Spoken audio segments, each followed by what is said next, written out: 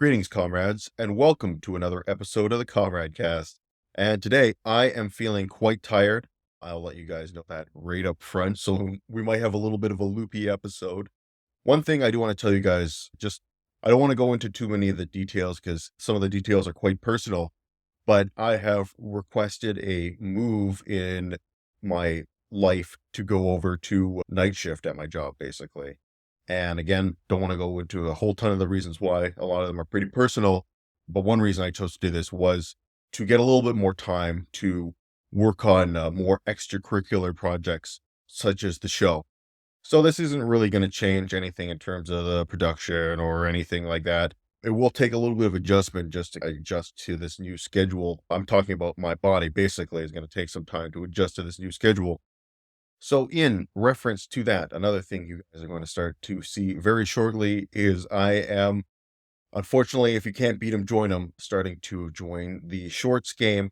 It's going to be basically just clips from this podcast that are edited into 1 minute chunks, and they have like a caption overlay type of thing. That's pretty low effort from my own perspective. It's not a lot of investment in time or energy to do stuff like this. And this hopefully will just allow the Comrade Cast to get out to a few more people. I get it. Not everybody has the time to sit down and listen to a half an hour to an hour podcast. I barely have that amount of time to listen to other content. A lot of people these days are reaching for the more short form content. And while that isn't my cup of tea, I understand that not everybody is me. So within the next couple of days, you will start to see those appear. So right now I've been building up a little bit of a war chest of the various clips that I think are the best from the show, and they come from all the various episodes of the show from the very beginning to the most recent. And initially, I think I'm probably going to be pretty aggressive with this, maybe one a day, and then I'll taper off from there. Once I've burned through a lot of the older episodes, then it'll probably just be the highlights from whatever Comrade Cast comes out that week. All right, so with that, let's start moving into the show itself. And gonna have a little bit of a shorter show today because, like I said, I am quite tired, and I do have a couple of other things I'd like to take care of. Without further ado, it's Comrade Story Time. This is, of course, another AI prompt. The AI prompt here is just Comrade Story Time. And I love how, like, all these guys, they all have beards, sorry, and they're all listening to him intently, and it looks like, I don't know what AI has given the guy reading. It looks like a fusion of a newspaper and a novel. He's eyeing everybody warily before he starts reading. But the great thing about this story is that it intersects not just personal history, but of course, actual real life history. Our story starts with, as I mentioned a couple episodes ago, I was on vacation in eastern British Columbia, specifically the Kootenay region, which is what we are viewing right here. So as I mentioned, usually about once a year, I vacation in this area because, again, my father has deep ties to this area. He grew up in this area.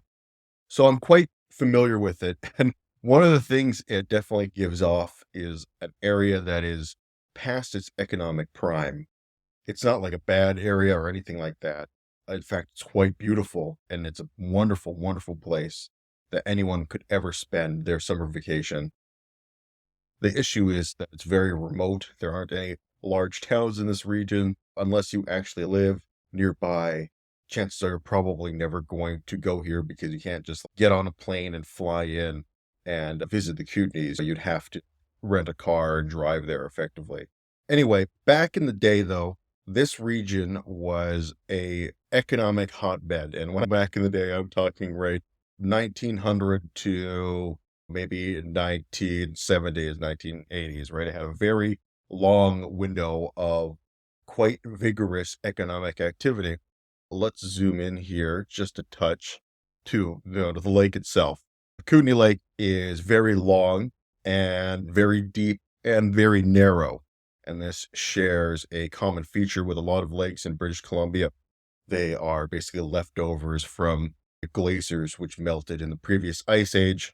And due to its very hilly geography, a lot of these glaciers, when they melted, the ice just melted into the canyons in between these mountains and became these very gorgeous lakes. And during that early 20th century period, this region was seeing its heyday. There was mining, there was timber, there was also agricultural products were grown in the region, and all of this stuff needs to get moved around somehow. One of the things they did is, as we can see here at the southern edge of Kootenai Lake, we have this town right here. It's a very small town called Creston. I think about 15,000 people live here.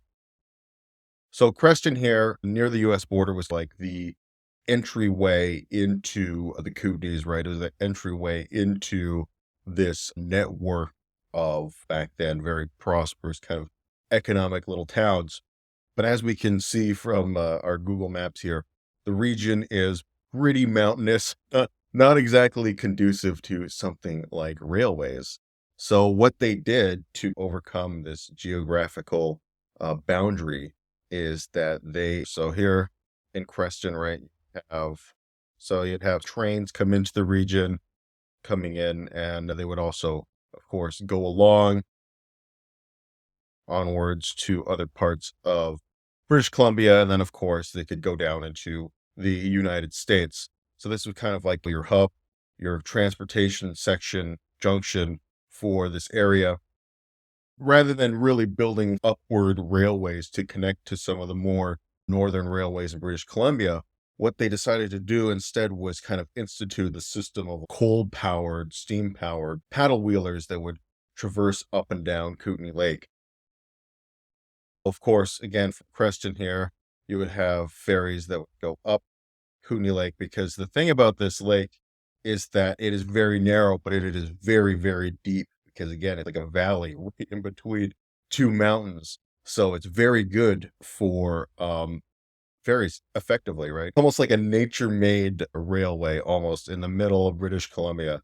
And obviously they used it to connect to Balfour, was its biggest kind of connection point, because from Balfour you could go down to Nelson, which was another very important city in the region. And of course you could go up and connects to various towns, mining settlements, logging settlements up in the northern part of Kootenai Lake. And that was how all of this economic activity was connected with one another, was through a series of ferries and trains. The train would basically chug on to these steam wheelers, and then the steam wheelers would take them along the lake and then drop them off. Or, of course, trains could be coming out of various mining settlements, coming on to the ferries, and then be going down to Creston and then being moved to other parts of Canada or the United States. This legacy still lives on in the region to this day.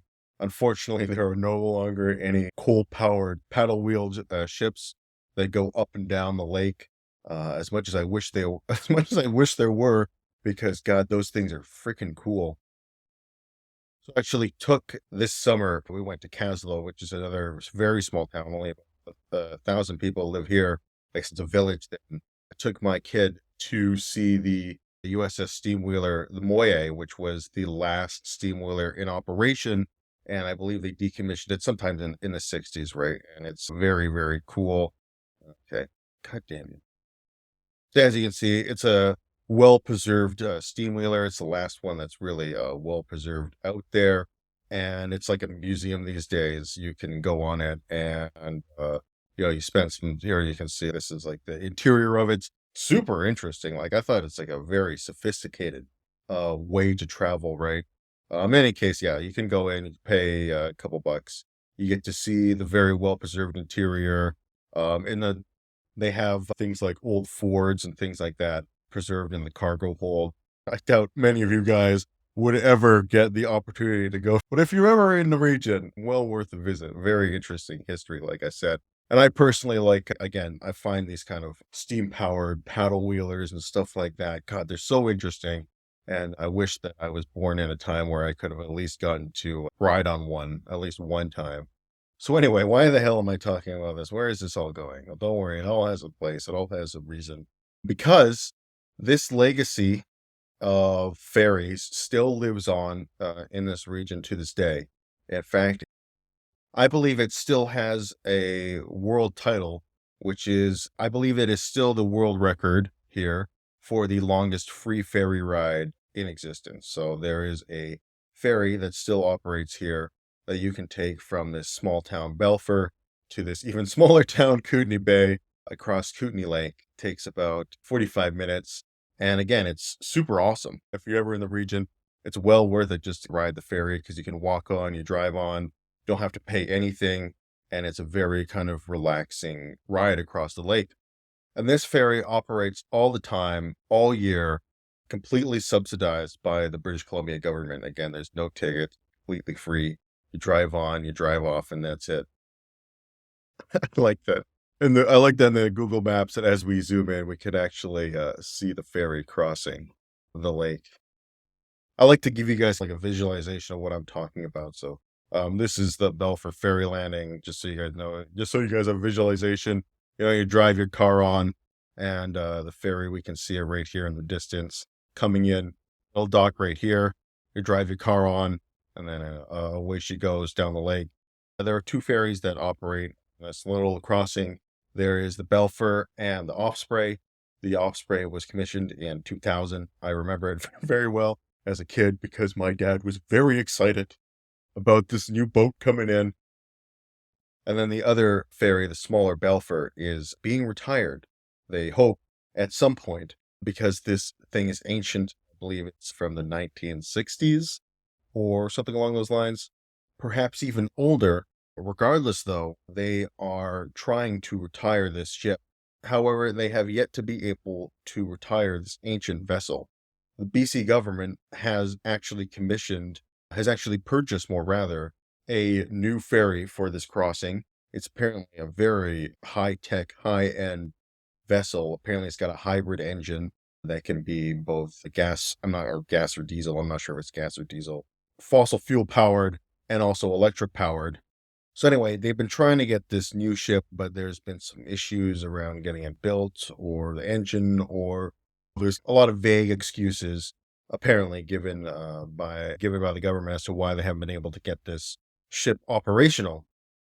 But while I was there, I was talking to my father about this, and he was talking to me about the local politics of the region. And my dad was talking about how he thinks that the reason why they can't get this vessel here, they can't get it operational, is not because they're having issues with the engines or anything like that. He believes, in fact, that it is due to the fact that he believes that it's because they cannot get enough people to actually staff this new vessel because it's going to be bigger. Obviously, you're going to need a lot of people to work full time because, like I said, this ferry runs all the time, constantly, no matter what. Even if there is no one getting on or off, there is still people operating that ferry and going back and forth. So I actually believe that there's some truth to that they're having trouble finding adequate staff for this new ship. My father, however, takes it a little bit further to the point where I'm not in agreement with him, where his reason as to why they can't find enough people to staff it is because Trudeau is like giving people free money and nobody wants to work anymore and everybody wants to stay home and collect free money. A lot of your kind of like boilerplate right wing economic talking points. And I was trying to tell Dad, I think that he's right about them having staffing issues, but I think he's wrong about the reason. I think they're having trouble staffing people, not because there's this hidden class of people that are getting free money and don't want to work. I think it's because there's not the people, period, to staff it, right? There's not enough people to fulfill that job. Obviously, in the grand scheme of things, there certainly is. I'm talking about in this region specifically, there is not enough people necessary to staff that job. So let's just look at this region for a second. For people who are probably within driving distance of the ferry and could take that job, there's maybe 30,000 people. And of those 30,000 people, I would guess that the median age in this region is definitely creeping towards that retirement age. I'm feeling like 45, maybe 50 years of age, because a lot of these small towns are just great, that they're great areas to retire to. My dad's retired to this area. I hope that maybe one day I can retire to it too, because it's just a very nice, chill area. The weather, particularly in the summer, is great. There's not a lot going on. You can hang out. It's a good time. You can go fishing, of course, lots of outdoor activities, hiking, hunting, whatever you want to do. But the point is that there aren't a lot of young guys my age that job would appeal to, because that is a job that it's a union job, comes with a pension, a high paying job in an area that's relatively low cost of living. But the issue is that you're going to be very isolated moving out here. And particularly if you have kids, there is not a lot of options for schools in the region. So it's not very attractive to the age demographic that a job like that appeals to. If you are going to try and find a job or something like that, or move to this region, the chances are very likely you're going to move to this city here, Nelson. This is a city which is a little bit bigger, 20,000 people. I might be off by a little bit here, but it's probably the biggest city in the region, and it is a very young city, very young, very vibrant, very left leaning, super hippy dippy city. I fucking love Nelson, to be quite honest. One of my favorite cities. It's a fantastic tourist city, in particular. It reminds me of a little miniature San Francisco, almost in the middle of the mountains. Super cool. Regardless, though, if you're a young person, chances are you'll probably try and live and find work in Nelson rather than have to drive. It's rather than have to drive every day the 30 to 40 minutes, depending on traffic, because it's a one-lane highway out to the ferry landing. Anyway, my point to my father was, it's not that these people don't want to work, it's just that they don't exist here. There's not people here that job would appeal to staff it. And this is a huge issue that is facing a lot of small towns here in Canada and in the United States, and not just small towns, rural towns in places like Europe, over across the pond in Europe, fucking over across the other pond, and Japan, China, South Korea. This is an issue facing a lot of countries right now, which is a graying sort of rural demographic that needs new blood injected into it to keep things going like they used to. And if they don't get this new blood, then they're going to die slowly, basically. This is the predicament that I really worry that the Kootenays are in, is in this kind of slow, agonizing demographic death spiral. Because unfortunately for young people, especially like young people like me that have a family, this region is not a very attractive region to live in, basically, because there isn't a lot of infrastructure. It's very isolated. There's no airports. There's no nearby big cities or anything like that. And that's just not attractive to young people, that even though this area does have a pretty low cost of living, and if you did move here and you did work on the ferry, I think that that's a low key, really good opportunity for anybody who's Canadian out there looking for a good union pension job, moving out here and working on the ferries. And particularly if you're a kind of guy that wants to buy a house, have a family, really good opportunity for someone who has those kind of ambitions and goals. But what young people are doing in my demographic are either which I think is unfortunately the worst thing that people are doing, which is trying to tough it out in these high cost of living areas, trying to tough it out in Vancouver, in Toronto, in for the United States, LA or New York, trying to tough it out in these high cost of living areas. Or they are moving to a low cost of living area that still has a lot of amenities that a big city has, like a place like where I live, like Edmonton. I would say like falls into this kind of category, because it's still a big city. We still have a major sports team. We still have large, famous bands that come here and perform concerts. All the kind of things you would expect a large city to have are still here in Edmonton. That's a relatively low cost of living area. And Calgary also falls into this category as well. And then if they're not doing that, the third option they're doing is moving to small rural towns with low cost of living that are still relatively close to one of these bigger, more metropolitan areas that they could still occasionally go to and visit, on a weekend, have a good time every so often, but not be steeped in that urban culture constantly.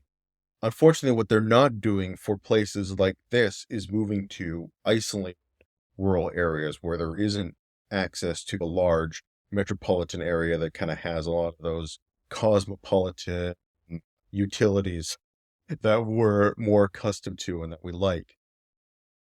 So not only do you have this kind of demographic chokehold happening in a lot of these kind of areas that I'm talking about, specifically isolated rural areas, they are also getting burned on the other end because we are coming out of a historic pandemic, and we are seeing what happens historically after every large pandemic, which is that workers are demanding more rights as a result of the fact that there are less people because of the pandemic that we just had.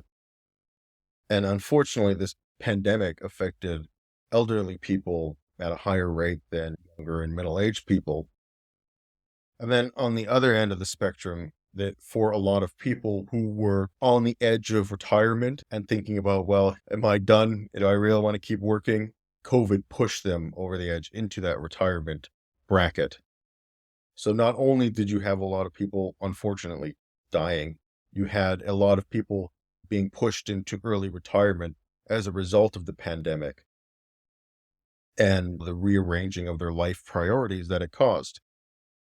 And this, again, is a very common historical trend. Of course, the very famous peasant revolt happened immediately in the aftermath of the Black Death. And of course, it makes sense that the peasants who remain want more for their work because there's less of them. And they're probably going to have to do more work to make up the shortfalls. And if you're going to want us to do more, you're going to have to give us more, right? Got to be some give and take here. But you might say, hey, Black Death, it's a long time ago. I don't know why you would say it like that. You should probably you should probably get yourself checked out if you're talking like that. Okay, let's go look at something a little bit more current, a little bit more modern. So let's fast forward now a little bit to the last pandemic. We had the last historic example before the one we just endured. That is, of course, the Spanish influenza or the Spanish flu post World War One. By the time 1919 rolls around, not only is the Spanish influenza, the effects are still very much so being felt. Of course, you have the aftermath of World War One, so you have this compounding effect of not only a lot of people dying due to illness, you have a lot of people dying due to war. And in the aftermath, this obviously sparked a lot of revolutionary and radical sentiment among the workers who remained to try and push for better rights and more value for their work. And a lot of this fervor culminated in these May Day riots of 1919, which to this day have never been replicated in terms of a kind of socialist uprising and movement within the United States. Probably one of the most successful socialist protests in American history, and of course, organized by the industrial workers of the world. Again, we have not seen an event like it since. And this is, of course, 1919, right? You have to think about socialism is definitely running very high. You have the aftermath of the Russian Revolution, and this is the time when people are thinking there might be a worldwide communist revolution, right? There might be something that happens everywhere simultaneously. Unfortunately, as we know, that did not happen. But the point here I want you guys to take away is that this is a very common theme after any type of pandemic, which is that you have workers demanding more rights and more value for the labor that they have left because there's less of them. Basic economics, supply and demand, that you guys have to come to the table. And I think once again, we are seeing that playing out right now in our current history. So as I'm sure, well, let me go up here quickly here. This is a source from the CBC. The main reason I use it is because I really like the map they had here that shows us all the strikes that are happening over the United States. Of course, this is the United Auto Workers strike has been ongoing. I have up until this point just avoided talking about it because there were A, other things I wanted to talk about, and B, I didn't really feel like I had the hook that I wanted to, but now I finally found a way to bring it all together. In any case, we have no deal struck yet on these United Auto Workers strikes, here is a wonderful map of where all these strikes are happening across the United States. Of course, these workers are asking for a numerous amount of reasonable things. My personal favorite thing that they by and large are asking for is for raises commensurate with the CEO, which is, I believe, 40% over 3 years. That is my personal favorite demand. And it's like one of those ones like you have to be a real weasel to try and talk your way out of giving to people. But even more so than that, one of the things that I'm sure you guys probably are very well aware of, maybe you've experienced this phenomenon yourselves even, is that a lot of these organizations, and not just auto workers unions, but a lot of these trade organizations will refrain from hiring people full time because they don't want to give them the appropriate benefits and vacation days, all those things that come with having full-time employment, all those rights that come with being a full-time employee. These organizations will find absolutely any way they can to string you along and make you think that you will get that vaunted full-time position, but at the same time, they will basically be doing everything they can to not give it to you, to keep you following along, following that carrot, never actually reaching it, but still at the same time, your labor is being exploited for their gain. This is a real serious issue, and hopefully we can do something about it.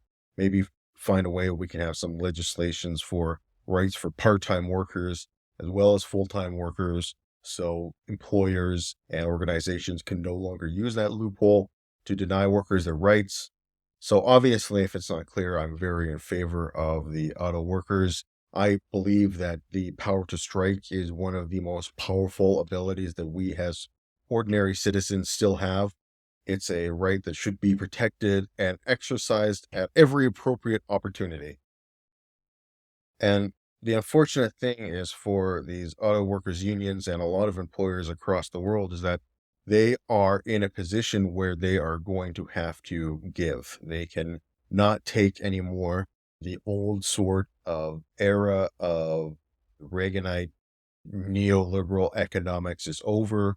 The era where all the world had all access to labor wherever it existed, thus driving down the cost of labor substantially worldwide. Those times are thankfully coming to a close. And this is going to get worse if you're coming from the perspective of an employer before it's going to get better. Because unlike back in the first pandemic, the Spanish influenza 100 years ago, coming off the heels of World War One, hopefully, fingers crossed, what's happening in Ukraine isn't going to escalate into some sort of third world war. That while the employers in the 1919 era had to face the double whammy of the pandemic and the war, the employers of our era are facing the double whammy of the pandemic and demographic decline, which has only been accelerated by the pandemic. This double whammy is most apparent in China. We have no idea how badly the pandemic affected China. Obviously, the numbers coming out of that country are suspect at best. And then, of course, we have the well-known, very aging demographic of China, that we have a large glut of elderly people and not as many young people to replace them. This is further worsened for China because during the pandemic, many people started to turn away from China, and those that remain are probably only there because they couldn't really pull the chute. They didn't really have the resources to relocate or find another spot. But during the pandemic, you saw a huge number of manufacturers flee China, going to places like India, going to places like Vietnam, going to places like Mexico, and thankfully, in some places, going to places like their own home countries where goods are starting to be manufactured more and more within the internal borders of said countries, which again, I believe is a net positive.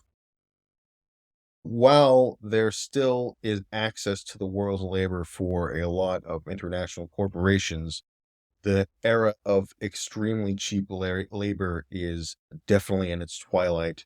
There are still going to be places where you can find some cheap manufacturing. Again, India is going to be probably the number one place that people will look to in the future. Also, Mexico will benefit. But the thing about Mexico, I know a lot of people like shit on Mexico as being like a really poor country. Mexico is not that poor country, guys. Like, Mexico is not a bad country at all. It's pretty, when you take it the global perspective things, it's definitely well above average in terms of wealth. And that is on sort of an individual per capita basis. So manufacturing will still flee to Mexico, but they still will have to pay more for Mexican labor than would for Chinese labor. Thing is that they'll probably get most of those costs back due to the fact that shipping something from Mexico to the United States is a lot easier than from China to the United States. So yeah, the power of labor is growing across the world, and these kind of strikes and labor actions that we are seeing are only going to increase, and they're only going to get worse. Because there's one last factor here at play that I want to talk about before I wrap this episode up. Like I said, I want to make it shorter than usual. The last factor I want to bring up is that guys like my dad, they are aiming at something that, again, that is happening, but they again are misinterpreting some of the reasons, because not in the Kootenays like we talked about, but there are places in which there are people who can work but don't want to work, and the reason they don't want to work is because they don't want to grind their lives away for something that pays minimum wage in a high cost of living area to effectively never get ahead. So a lot of people during the pandemic and during the times when we're getting the various pandemic relief packages, asked themselves, why the hell am I working 12-hour for virtually no money in an area where I'm spending all my money on basic necessities anyway? I'm not getting ahead this way. I'm never going to get ahead this way. I need to reevaluate what I'm doing, and whatever it is that I'm going to do, it certainly doesn't involve grinding myself away at some job that I hate to have the luxury of grinding myself away again tomorrow.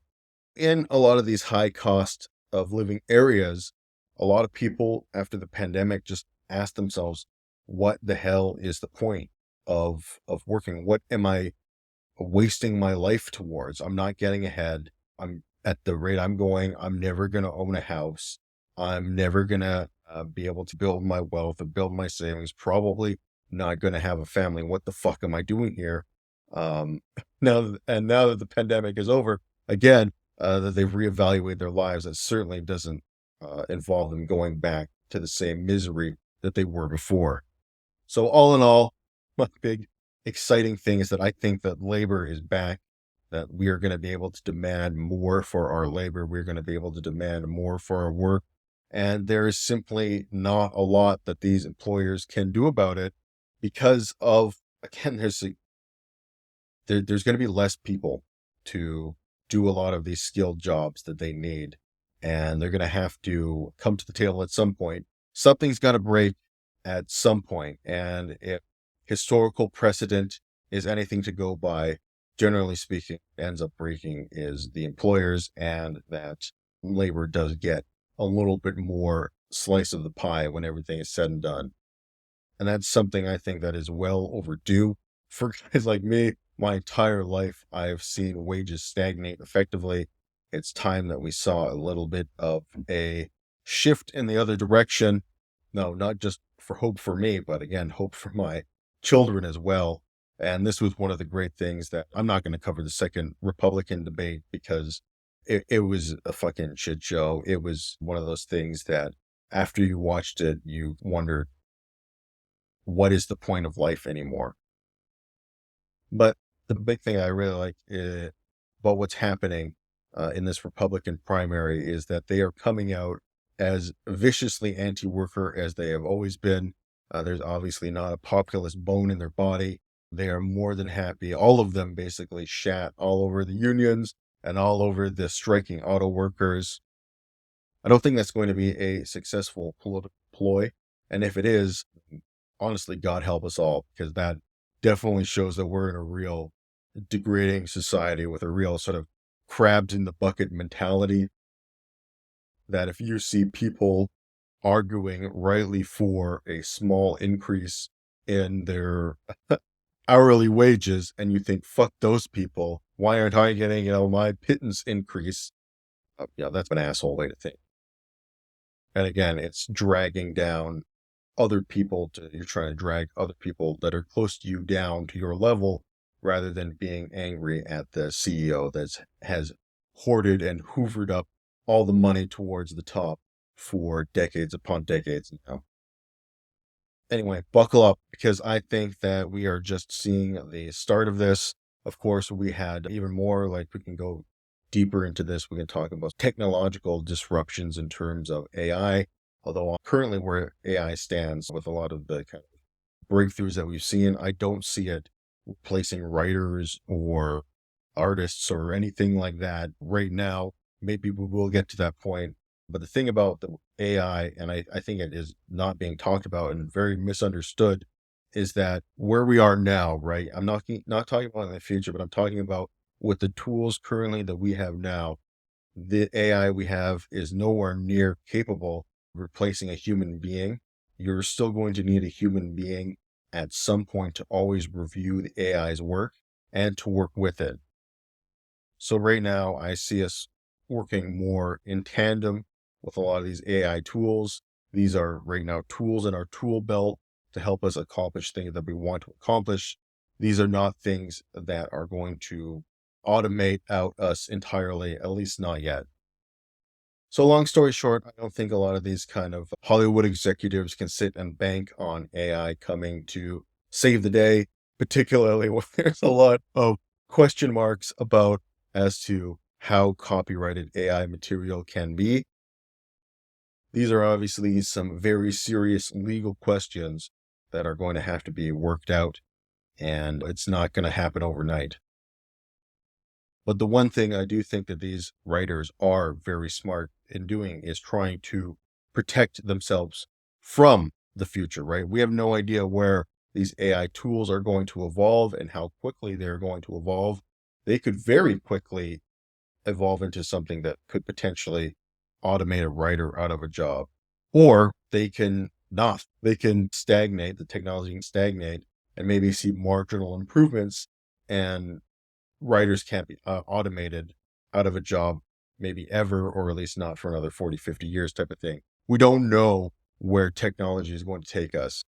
And given that uncertainty, I think it's very smart for a lot of these writers and actors to try and negotiate for a deal that can at least lock them into something, locking them into some sense of certainty going forward. Anyway, that's going to bring us to the end of our show. I know a little bit shorter of an episode uh, today. Well, like I said, I'm a little bit exhausted, still getting used to the whole new schedule, and gonna have to take it a little bit easy at least for this week. So with that in mind, I don't know why you guys got to keep that in mind, but I really hope you do. This has been Comrade signing off for now, and until next time, you guys take care.